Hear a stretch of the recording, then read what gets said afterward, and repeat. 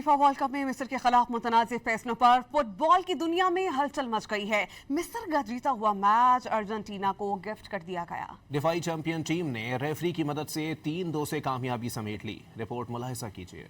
FIFA world cup में बेईमानी की हद हो गई। मिस्र से जीता हुआ मैच छीन लिया गया, अर्जेंटीना की झोली में डाल दिया गया। फीफा वर्ल्ड कप में मिस्र ने अर्जेंटीना को तो काबू कर लिया, लेकिन रेफरी को न हरा सका। कई अहम फैसले मिस्र के खिलाफ जाने के बायस मिस्री टीम 3-2 से हार गई। अटलांटा स्टेडियम में मिस्र ने 15वें मिनट में गोल किया। मिस्र का दूसरा गोल फाउल करार देकर वापस ले लिया गया। 67वें मिनट में मुस्तफा जकी ने फिर गोल कर मिस्र की बढ़तरी 2-0 कर दी। उसके बाद मिस्र के खिलाफ बेतहाशा फाउल दिए गए, कई रेड और येलो कार्ड्स दिखाए गए।